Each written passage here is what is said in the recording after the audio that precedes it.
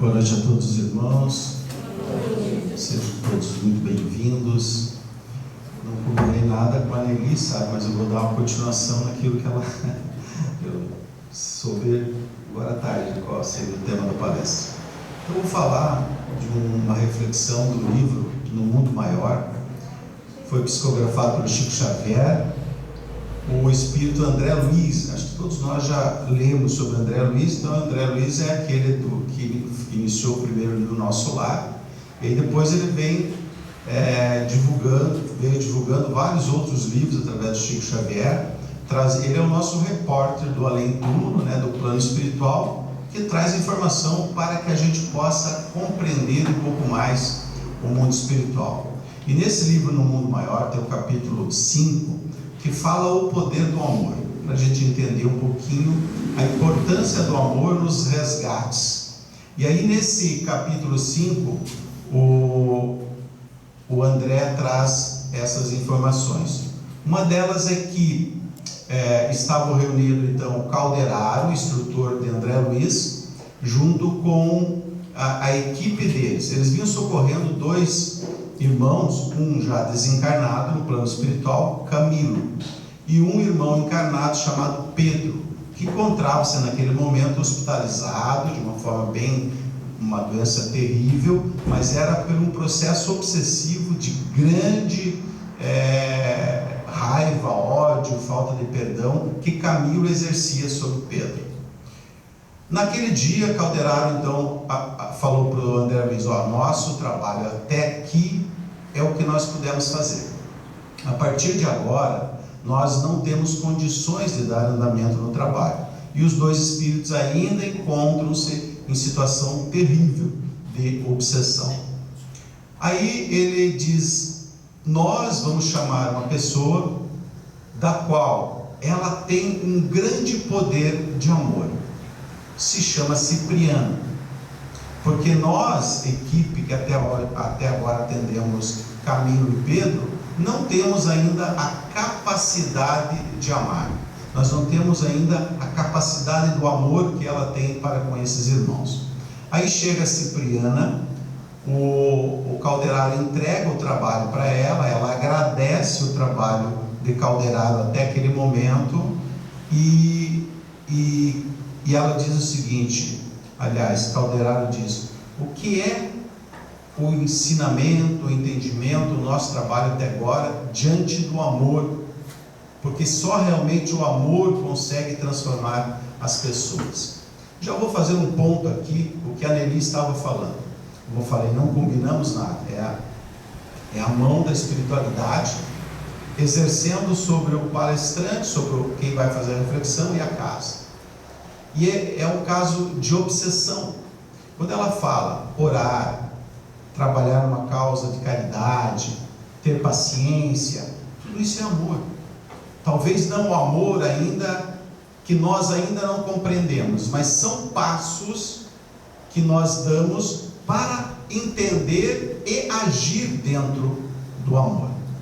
Cipriano então ainda fala para Calderaro: sim, mas sempre tem o começo. Todo o ensinamento que vocês tentaram levar para os dois auxilia muito agora na minha continuação do trabalho.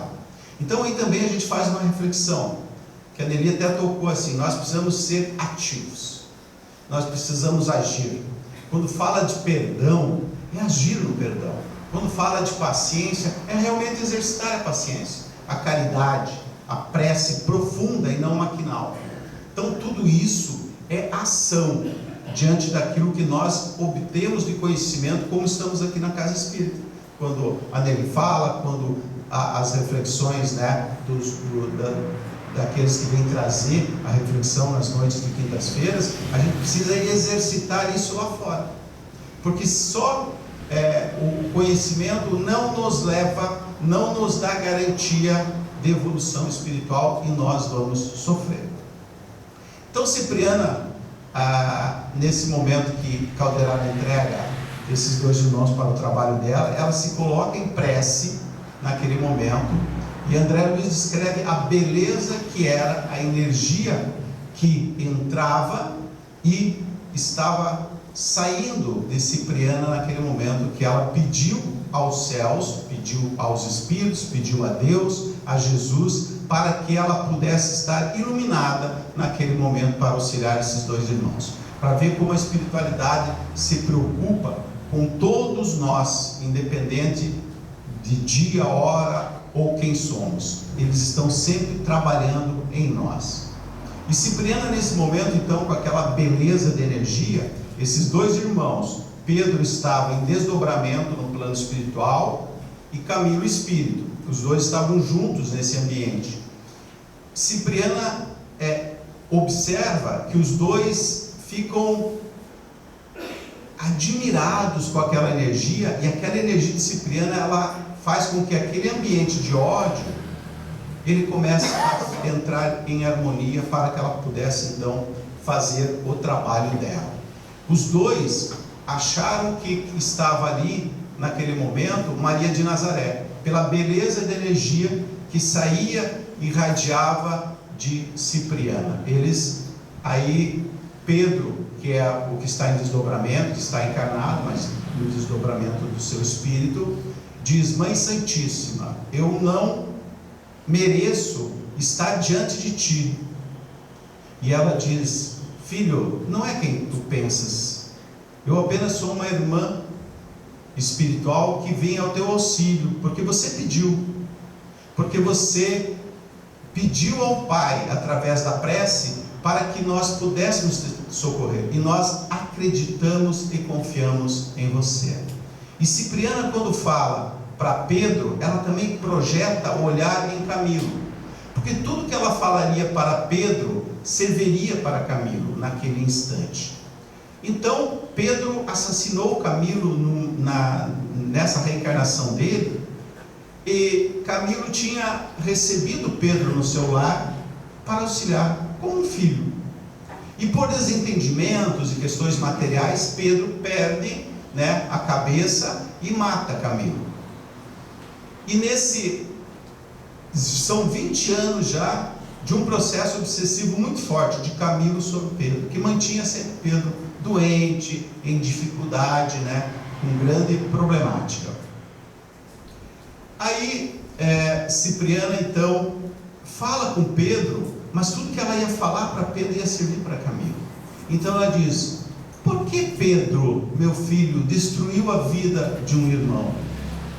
Te julgaste que poderia ser o salvador da pátria, que poderia fazer justiça com as próprias mãos? Destruiu o teu irmão, e hoje a tua consciência te cobra. Você, aonde vai, a tua consciência é pesada, você se sente ameaçado, você não se sente bem. Você adquiriu fortuna, e o dinheiro não te compra o sossego e a paz.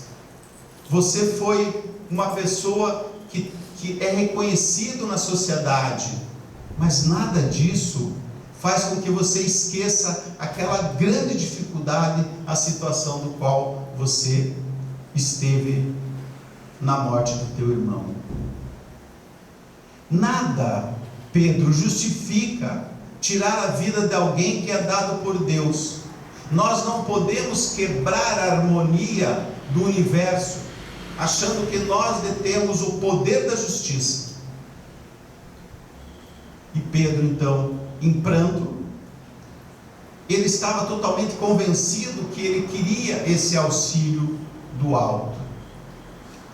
Então Cipriana pega Pedro no colo, como fosse um filho, e enxuga suas lágrimas, cuida de Pedro, mas sempre com o olhar atento a Camilo, porque Camilo achava que aquela situação que estava ocorrendo aos seus olhos era algo contra Pedro, porque ele tinha assassinado o Camilo. Ele achava que era algo da justiça divina, que veio então punir Pedro naquele instante. Aí Cipriana olha para Camilo: e tu, Camilo? O que fazes 20 anos perseguindo o teu irmão? No momento de cólera, de dificuldade, Tá certo, ele realmente cometeu um crime insano. Mas tu, Camilo, persegue também para a morte dele, para a dificuldade dele, a justiça de Deus, mesmo quando nós achamos injustiçado, ela não nos concede santidade. Então serve para nós.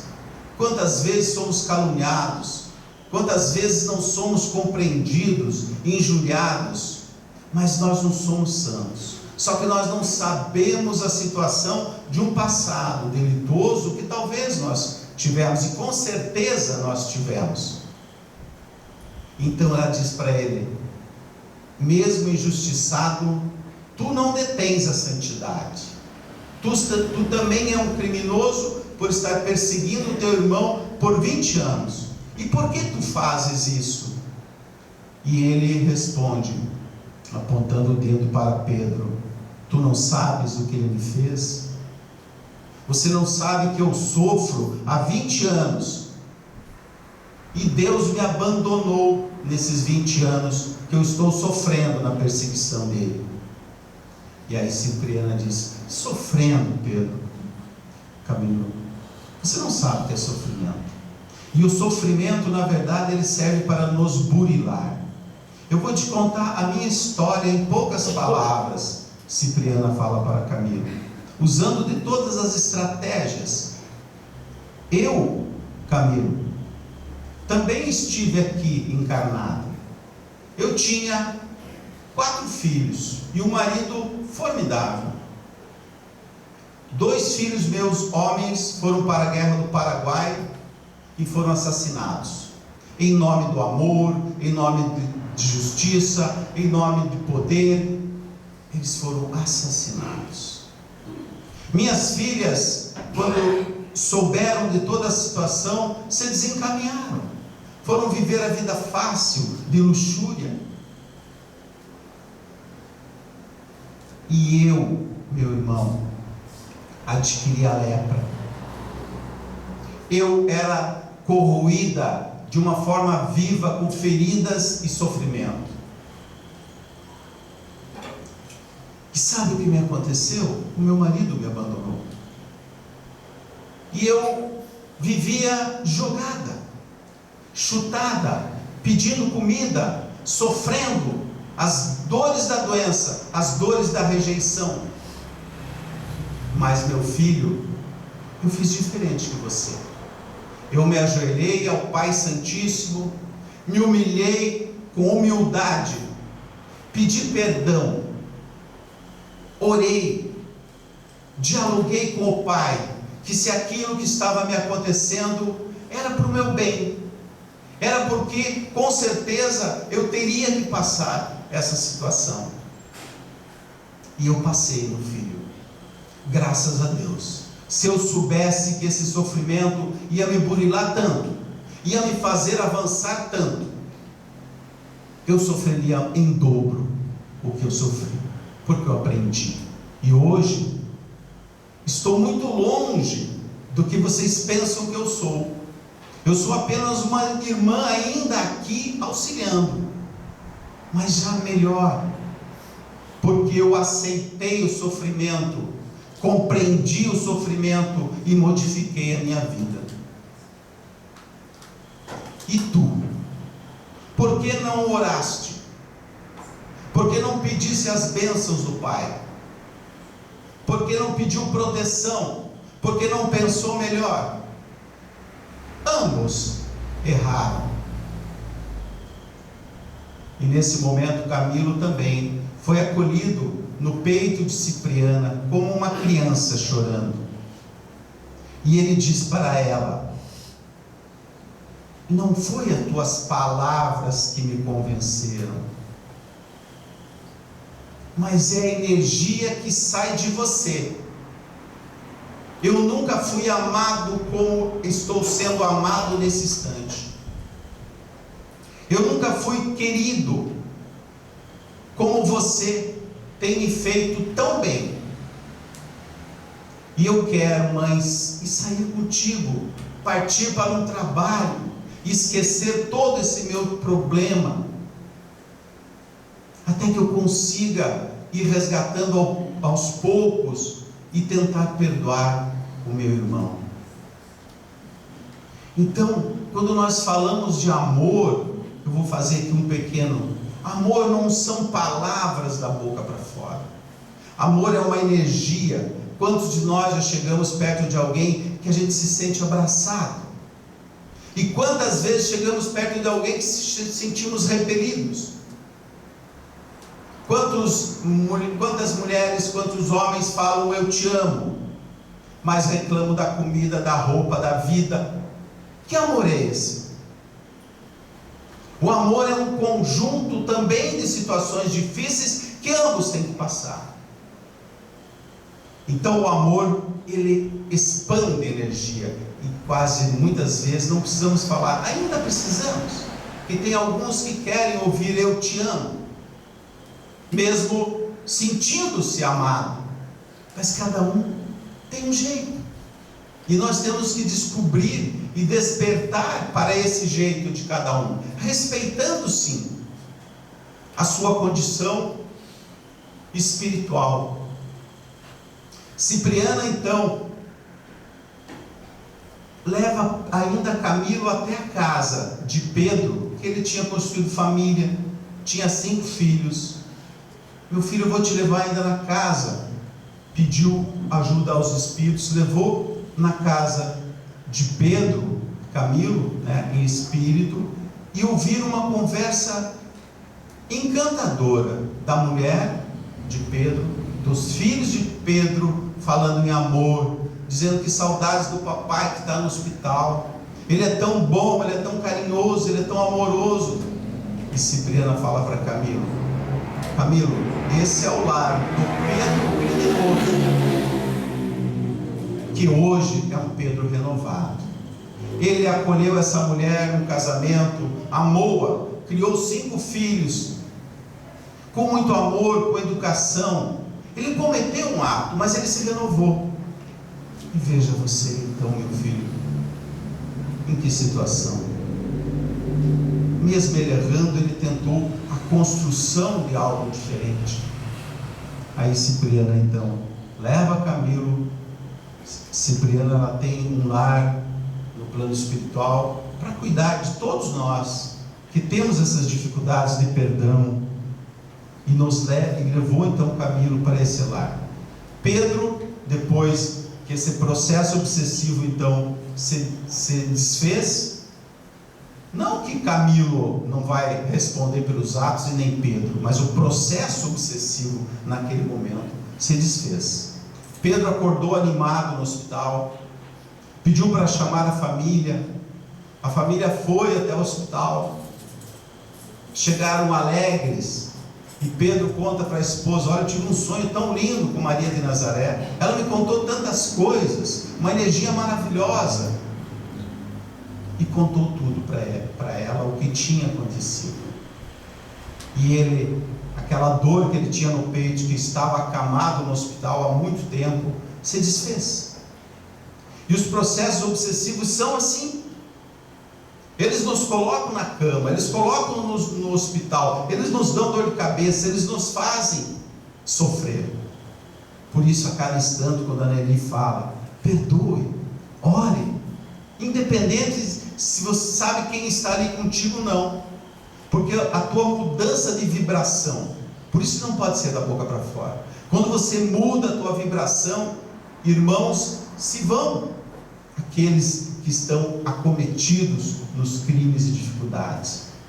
Claro que temos processos obsessivos de maior dificuldade, não tenhamos dúvida nenhuma, como esse, que teve que ter um trabalho, além do trabalho, que quando nós falamos de Calderaro, eles também trabalhavam junto às casas espíritas, mas também teve que ter um trabalho ainda diferenciado no plano espiritual, para que esse desfecho, pudesse acontecer.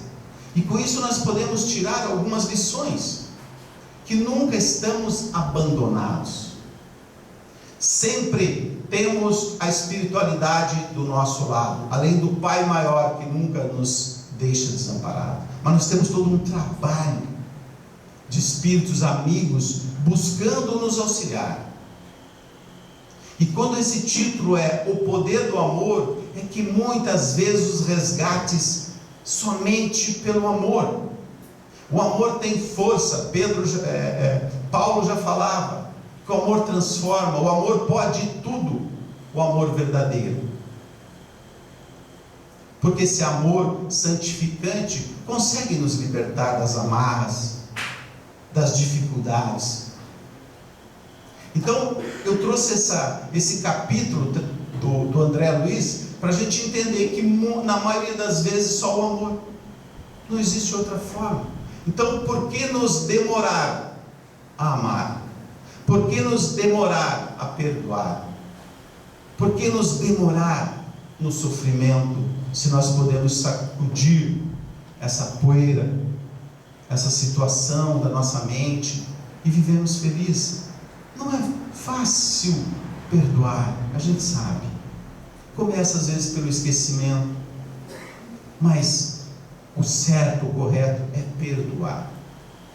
E para encerrar, eu vou contar uma passagem do Divaldo Franco, que ele nos traz em diversas lives dele e palestras,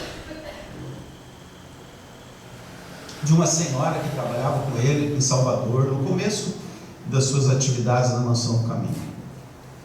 Ele conheceu uma senhora que era vendedora de acarajé em Salvador. E ele conta essa história que essa mulher sempre estava trabalhando na casa, ajudando a servir comida, a arrumar as cadeiras, a limpar. Muito querida e muito amada pelas pessoas que trabalham com o Divaldo. E um certo dia, alguém chamou o Divaldo para ir até a casa dessa senhora, porque ela estava no leito da morte, já estava partindo. E ela chama o Divaldo, diz: Divaldo, antes de eu morrer, eu preciso te contar uma coisa e te fazer um pedido. Eu vou te contar a minha história, ela falou para o Divaldo, e eu vou encurtar a história porque nós temos pouco tempo. Inclusive esse poder do amor que está no capítulo 5 é bom ler, tem detalhes importantes, como o tempo é mais escasso, a gente tem que dar uma resumida. Então, essa senhora contou para o Divaldo que ela teve um namorado, e esse namorado, ficaram muito tempo juntos, e depois, em várias insistências, tiveram uma relação, e ela engravidou. E quando ela engravidou, ela conta-se que elas se amavam muito, mas quando ela foi contar para ele da gravidez, ele disse assim: eu não sei se é meu esse filho, então, ou é ele ou é eu queria que você tirasse essa criança, para o nosso amor continuar, então você escolhe. E ela conta que optou pelo filho, e tendo esse filho, ela contou que na medida que ele ia crescendo, ela colocou ela na escola, muito inteligente, estudou até a 5ª série. Quando fez 11 anos, ela falou para: filho, eu preciso que você me ajude agora, está tão difícil para a mãe vender acarajé, trabalhar, limpar, eu já não tenho mais forças para tanto trabalho. Ele disse: mãe, eu queria continuar estudando, porque o meu sonho é ser médico, porque eu quero atender as pessoas como vou atender você, mamãe, e todas as pessoas de graça, porque eu tenho um coração maravilhoso e eu quero continuar estudando. E ela foi até a escola, realmente sabe que o filho era muito inteligente, então foi se esforçando cada vez mais. Ele fez o científico, entrou na Universidade de Medicina, com todo o trabalho dela, vendendo acarajé, lavando aquelas roupas brancas de linho, que na época era bastante utilizada, para manter o filho na universidade. O filho ia se formar, ela se preparou, comprou o anel de formatura, comprou o vestido para ela, o terno para ele, para um carro num barraco onde eles moravam. O filho desce no dia da formatura, diz: mamãe, eu preciso fazer 2 pedidos para você.